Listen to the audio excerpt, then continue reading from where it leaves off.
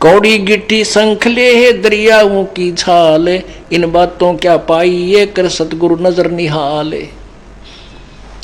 कहते हैं इब तुम्हारा जो कल्याण कैसे होगा कि सतगुरु जो तत्वदर्शी संत है उसको नजर निहाल कर कि इतना उनके अनुसार उनके मर्यादा में चल के वो तेरे ऊपर गदगद हो जाए। वो संत के मेरे प्यारी आत्मा परमात्मा को पाने के रास्ते पर बिल्कुल सही चल रही है।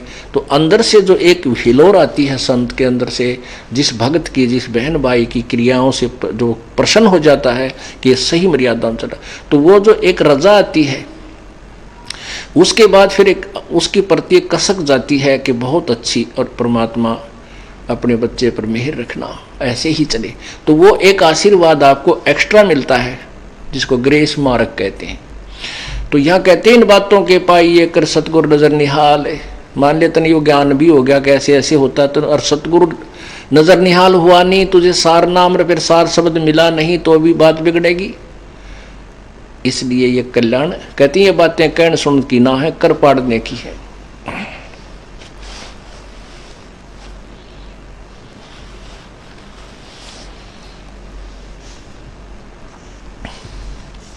गरीब घट में शोक सिलसिला, यो सूतक बंध्या अंधेरे, ये दम गिनती के दिए तू फेर सके तो फेर। पुण्यात्माओं हम इतने वो हो गए हैं परमात्मा के ज्ञान से अपरिचित होकर के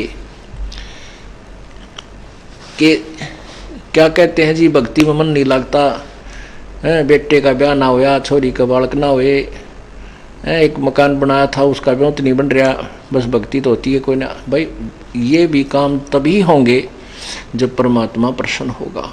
परमात्मा प्रसन्न होगा भक्ति करोगे, चाहे दुख में करो, चाहे ये कष्ट भी आप पर आ रहे हैं फिर भी अपनी भक्ति जरूर करते रहो। घट में शोक सिलसिला, ये सूतक बड़ा अंधेरे, ये दम गिनती के दिए भाई फेर सके तो फेर। गर्म घट में शोक सिलसिला, इस शरीर के अंदर ये शोक यानी दुख, ये सिलसिला, ये तो सूतक बड़ा अंधेर, यानी यो तो एक आपके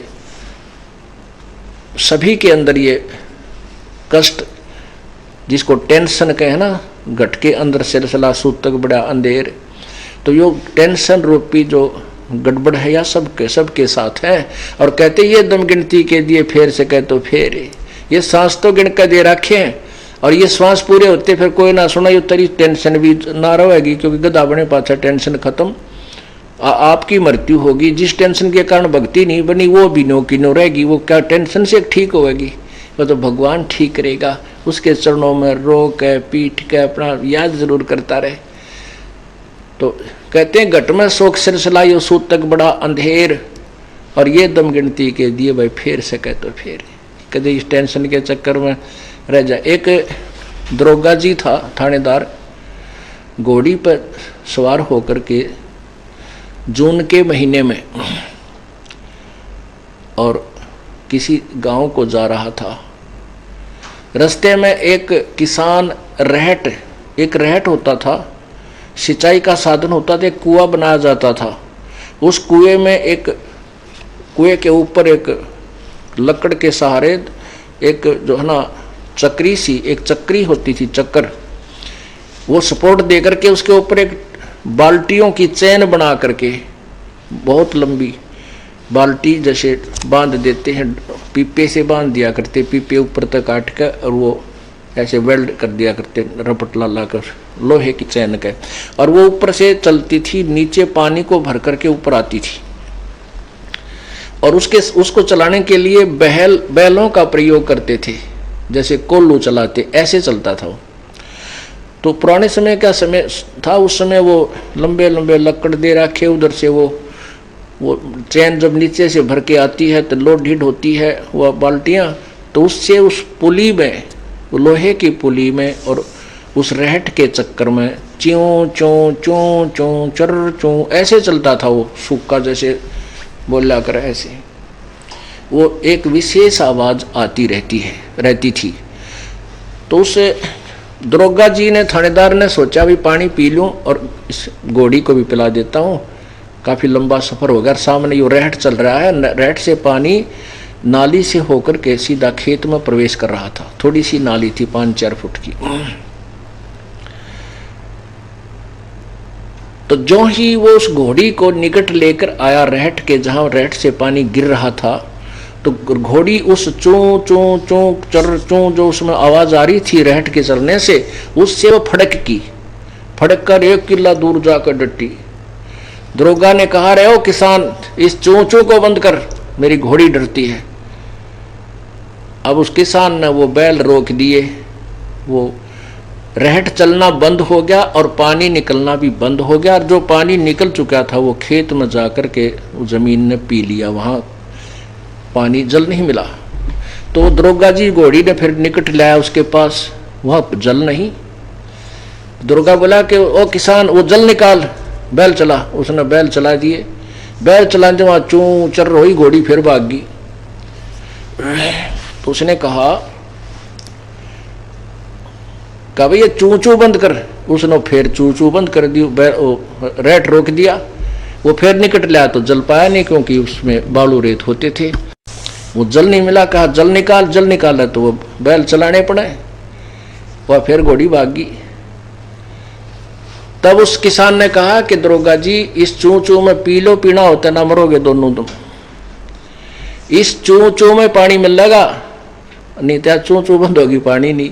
तो कहते हैं घट में शोक सिलसिला, ये सुत तक बढ़ा अंधेर, ये दम गिनती के दिए। भाई फिर से कहते फिर ये तो न्यू टेंशन चलने जाएगी। ये गिन श्वास जो है गिनती के दे रखे, इनमें सिमरण ये श्वास का सतनाम का हो गया, सार नाम का तो करा जाता कर ले ना। तो ये तो भाई बीमारी असंग जन्म की है। और यह कट्टे भी सतगी, या प्यास भी चूचोते मट्टेगी, उसका रोक के काम नहीं चले।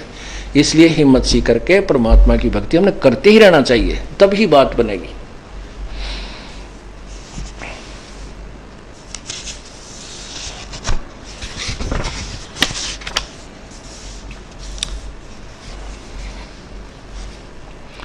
बाका पर्दा मैल का कोई न जाने भेवे, बिन सतगुर क्यों पाइये वो अटक रहे सुख देवे।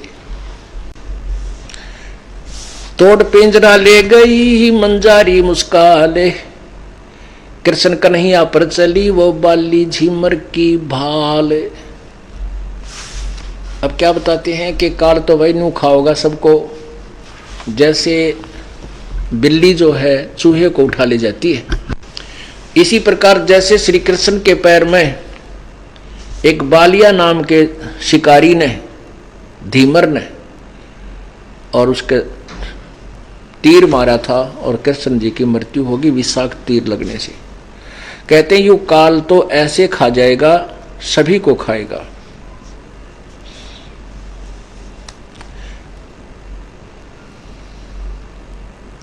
बांके पर्दे हम गए सतगुर के उपदेश। गरीबदास जी कह रहे हैं उस बांके पर्दे जो कोई नहीं जा सकता, उस पर्दे उस गुप्त स्थान पर, जो पर्दे के पीछे जो अव्यक्त परमात्मा है, वहां हम गए। कैसे गए? सतगुर के उपदेश। कबीर परमेश्वर सतगुरु में रहा, उसके द्वारा दी गई भक्ति से हम उस बांके पर्दे गए। बांके पर्दे हम गए सतगुर के उपदेश, शिव ब्रह्मा विष्णु रटत हैं पार न पावे शेष। ये ब्रह्मा विष्णु महेश भी जाप करते हैं, इनको भी रास्ता नहीं मिला। अब देखो, अब ये साथ ही साथ जो है ना, ये निर्णय देना पड़ेगा कि ब्रह्मा विष्णु महेश भी रटते हैं और फिर भी ये पार नहीं होते। तो क्या चक्कर है? चक्कर ये है कि इनको यथार्थ ज्ञान नहीं है, ना भक्ति की विधि सही ज्ञान है। इसके लिए आपको देवी पुराण इसका सॉल्यूशन करेगी कि श्री कृष्ण अर्थात विष्णु को कितना ज्ञान है, तो ये मोक्ष कैसे प्राप्त कर सकते हैं।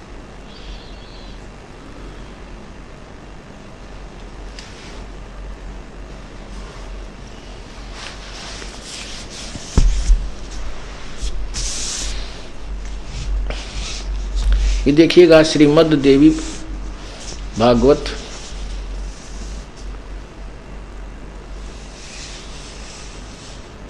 गीता प्रेस गोरखपुर से प्रकाशित है।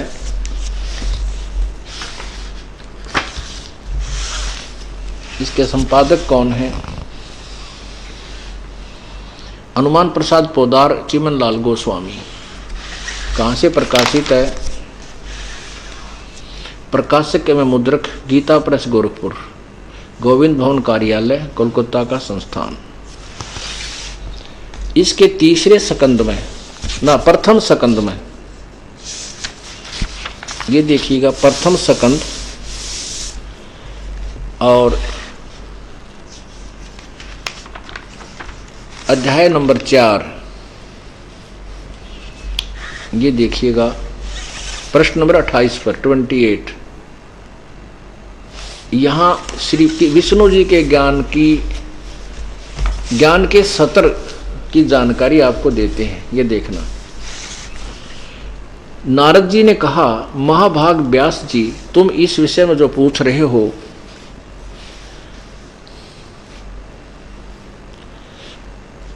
यही प्रश्न मेरे पिताजी ने भगवान श्री हरि यानी विष्णु जी से किया था। देवादिदेव भगवान जगत के स्वामी हैं, लक्ष्मी जी उनकी सेवा में उपस्थित रहती हैं, दिव्य कौस्तुमणि उनकी शोभा बढ़ाती है, वे शंख चक्र गदा पद्म लिए रहते हैं, पीतांबर धारण करते हैं, 4 भुजाएं हैं, वक्षस्थल पर श्रीवत्स का चिन्ह चमकता रहता, वे चराचर जगत के आश्रयदाता हैं। जगत गुरु ऐसे देवताओं के भी जगत गुरु एवं देवताओं के भी देवता हैं। ऐसे जगत प्रभु भगवान श्री हरि महान तप कर रहे थे, उनकी समाधि लगी थी। यह देखकर मेरे पिता ब्रह्मा जी को बड़ा आश्चर्य हुआ। अतः उन्होंने उनसे जानने की इच्छा प्रकट की। ब्रह्मा जी ने पूछा, प्रभु आप देवताओं के अध्यक्ष, जगत के स्वामी, भूत भविष्य एवं वर्तमान सभी जीवों के एकमात्र शासक हैं। भगवान फिर आप क्यों तपस्या कर रहे हैं और किस देवता की आराधना में ध्यान मगन है? मुझे असीम आश्चर्य हो रहा है कि आप देवेश्वर एवं सारे संसार के शासक होते हुए भी समाधि लगाए बैठे हैं। ब्रह्मा जी के विनीत वचन सुनकर भगवान श्री हरि अर्थात विष्णु जी, ये पहला सकंद चला, श्री हरि यानी विष्णु जी ने उनसे कहा, ब्रह्मन सावधान होकर सुनो, मैं अपने मन का विचार व्यक्त करता हूँ। देवता दानव मानव सब यही जानते हैं कि तुम सृष्टि करते हो, मैं पालन करता हूँ और संकर संहार किया करते हैं, किंतु फिर भी वेद के पारगामी पुरुष अपनी युक्ति से यह सिद्ध करते हैं कि रचने पालने और संहार करने की यह योग्यता जो हमें मिली है उसकी अधिष्ठात्री देवी शक्ति देवी है या दुर्गा है। वे कहते हैं कि संसार की सृष्टि करने के लिए तुम में राजसी शक्ति का संचार हुआ है, मुझे सात्विक शक्ति मिली है और रुद्र में तामसी शक्ति का आविर्भाव हुआ है। उस शक्ति के अभाव में तुम इस संसार की सृष्टि नहीं कर सकते, मैं पालन करने में सफल नहीं हो सकता और रुद्र से संहार कार्य होना भी संभव नहीं। ब्रह्मा जी, हम सभी उस शक्ति के सहारे ही अपने कार्यों में सदा सफल होते आए हैं। सुवर्त प्रत्यक्ष और परोक्ष दोनों उदाहरण मैं तुम्हारे सामने रखता हूँ, सुनो। यह निश्चित है कि उस शक्ति के अधीन होकर मैं प्रलय काल में इस शेषनाग की सैया पर सोता और सृष्टि करने का अवसर पाते ही जाग जाता हूँ। मैं सदा तप करने में लगा रहता हूँ। उस शक्ति के शासन से मैं कभी मुक्त नहीं रह सकता। कभी अवसर मिला तो लक्ष्मी के साथ सुखपूर्वक समय बिताने का सौभाग्य प्राप्त होता है।